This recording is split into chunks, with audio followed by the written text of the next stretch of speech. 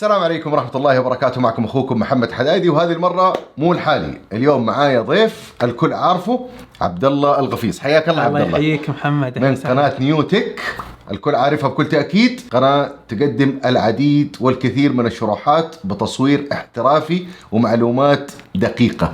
تسلم محمد. الله اليوم يحييك. معانا فيديو يا عبد الله، كان في الجزء الأول في قناتك كان عن 5 معلومات مغلوطة عن أجهزة الماك من ناحية الاستخدام، الأداء، السعر وإلى آخره. فأسفل هذا الفيديو حيكون في رابط من قناة عبد الله لأول 5 معلومات مغلوطة عن أجهزة الماك، واليوم إن شاء الله بنكمل معاكم ال5 الأخرى. وبسم الله خلينا نبدأ. يلا بسم الله نبدأ معاك.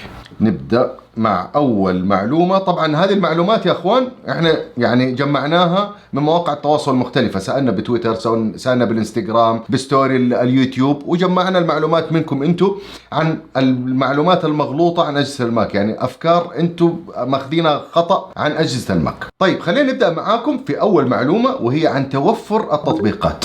الكثير من الناس يا عبد الله يقول لك انه الماك ما تتوفر فيه تطبيقات كثير ومو كل التطبيقات موجودة، كيف اشتري جهاز وتقابلني مثلا انه في بعض التطبيقات ما اقدر استخدمها. صحيح، هذه يمكن من اكثر الامور او الاستفسارات اللي قاعده توصلنا، انه هل هذا التطبيق موجود؟ طيب انا قاعد استخدم التطبيق الفلاني على الويندوز، هل هو موجود على الماك؟ نعم، يعني الماك فيه مجموعة كبيرة جدا من التطبيقات، فاي تطبيق ببالك، يعني اذا انت على الويندوز وشغال على اي برنامج ثقة تامة انك بتحصله موجود على الماك. طبعا في عندك الاب ستور الخاص بالتطبيقات على الماك، المتجر الرسمي من شركة ابل، فيها العديد من التطبيقات تقدر تحملها بكل سهولة، والمواقع تقدم لك ايضا اللي مو موجودة في بعض المواقع، تقدم لك تطبيقها الرسمي من خلال الموقع الرسمي، بتحمله بتلاقي ويندوز ماك. فكل التطبيقات موجودة. نتكلم عن الاوفيس، ادوبي، اي برنامج ببالك ثقة تامة انه مدعوم على الماك. صحيح، ولو في برنامج يعني مرة ما هو موجود في بديل. تمام. طيب بالنسبة للمعلومة الخطأ الثانية، يقول لك يعني مثلا اشتري جهاز ويندوز يجي 16 جيجا رام ومدري ايش المواصفات، بيعطيني اداء افضل بكثير من الماك وبيكون سعره نفس سعر الماك، فايش ممكن نرد عليها في هذه حتى يمكن كثير قاعدين يقارنوا، يقول لك 16 جيجا رام على الويندوز ارخص او مثلا بنفس السعر اللي انا باخذ فيه 8 جيجا على الماك. صحيح. هذه يمكن يعني نقدر نبسطها انه اول حاجة النظامين مختلفين. نظام الماك ما يحتاج او ما يستهلك الموارد بشكل عالي مثل الويندوز. صحيح. في عندنا البرنامج الهندسي الاوتوكاد المعروف طبعا اللي هو من شركة اوتوديسك، في موقعهم الرسمي، وحنحط لكم يعني الصورة واضحة في الموقع الرسمي، بتلاحظ المتطلبات اللي يحتاجها البرنامج حتى يشتغل على الويندوز وعلى الماك. صحيح. فذكر لك انه على الماك يحتاج نصف الموارد اللي يحتاجها، مثلا صح.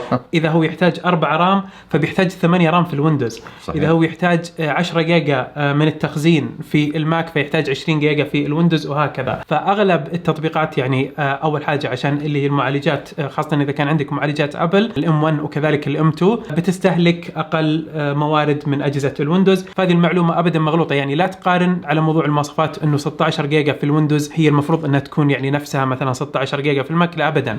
ممكن 8 جيجا رام في الماك تعطيك اداء يعني مقارب او افضل من ال 16 جيجا اللي موجوده في الويندوز. نفس الفكره بالنسبه لاجهزه الايفون واجهزه الاندرويد. بنشوف الايفون 3 جيجا والاندرويد ممكن يوصل 12 جيجا 16 جيجا، لكن في النهايه بتشوف اداء مثلا لعبه معينه او تطبيق معين على نفس الجهازين، فرق شاسع في الاداء بيكون على الايفون افضل. طيب بالنسبه للمعلومه الخطا الثالثه اللي هي التطبيقات سعرها غالي. يعني كل الناس بتقول التطبيقات سعرها غالي على الماك، يعني نشتري الماك غالي كمان نشتري تطبيقات أغلى. طبعا احنا ردينا على نقطة انه الماك سعره غالي، يعني هو ابدا الماك ما هو سعره غالي، وارجع اقول لك انه التطبيقات سعرها مو غالي. يعني المطور هو نفسه، مثلا لنفترض شركة مايكروسوفت اللي عندها الاوفيس، فهي حاطة سعر الاوفيس على الويندوز وحاطة سعر الاوفيس على الماك هو نفسه. صحيح. برامج الادوبي، الاشتراك في برامج الادوبي الفوتوشوب والبريمير واللايتروم وغيرها على الويندوز وعلى الماك هو نفسه، فما فيه اي فرق من ناحية يعني انه ما لا دخل لا ابل. صحيح. ولا الماك نفسه بالضبط في تسعيرة التطبيقات ولا الالعاب. المطور اللي صنع التطبيق او اللعبة هو اللي بيحدد السعر وبيحطه غالبا في كل الانظمة بسعر واحد. صحيح. خلينا نشوف المعلومة الرابعة واللي هي صعوبة الاستخدام. تعرف هذه أنا استغربت منها.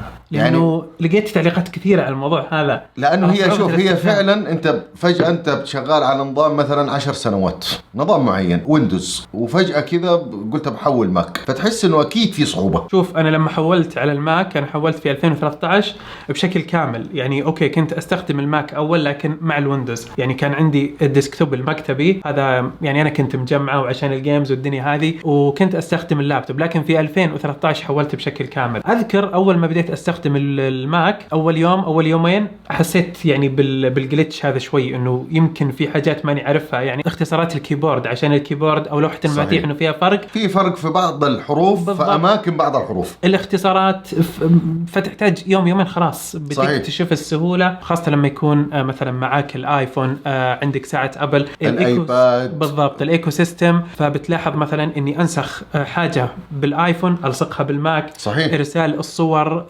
اني استخدم الايباد كشاشه ثانيه للماك سهوله يعني صحيح. عظيمه جدا، ما راح تحصلها، ايكو سيستم رهيب وسلس جدا في التعامل جدا.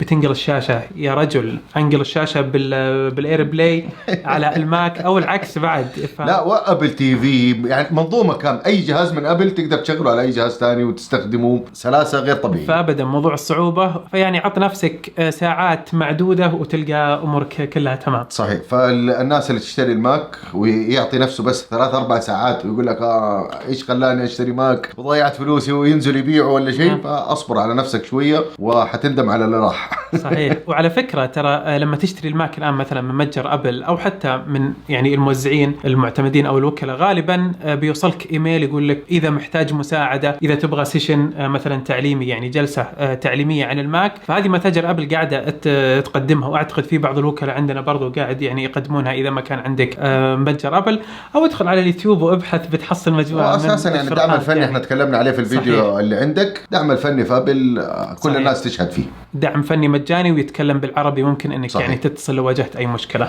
وبعدين يا عبد الله يعني اهم شيء في سهوله الاستخدام بالنسبه للماك بعد ما تتعود عليه وتنسى الفورمات اللي تكلمنا عنه، ايش بالنسبه للفيروسات والهاكرز والاشياء هذه تنساها فعلا، يعني ما تشيل هم مثلا برامج الحمايه، احتاج مثلا برنامج حمايه ولا انه بيكون بطيء الجهاز او شيء ولا في فيروس، فموضوع الامان موضوع الخصوصيه هذه ابدا يعني جهازك محمي من ابل صح بدون برامج حمايه زيه زي الايفون بالضبط، وعندك تطبيقات ابل الرسميه مثلا الايميل البريد الالكتروني، حتى تقدر تسجل مثلا دخول بالجيميل ولا بالاوتلوك باي شيء عادي جدا، معلوماتك محفوظه بكل سريه زي ما انت بتتعامل بالايفون وبالايباد ومتعود عليها، هي نفس الشيء بالنسبه لاجهزه الماك، كله عند ابل في السحابه محمي مشفر وما عندك اي اشكاليه. طيب اخر واحده هي في طبعا معلومات كثير غلط، ولكن احنا حبينا نشوف اختصار بس للوقت في الفيديو اللي عنده والفيديو اللي عندي، فاختصرناها في 10 معلومات. المعلومة الأخيرة اللي عندي اللي هي بالنسبة للألعاب، يقول لك أنا أشتري ماك بمبلغ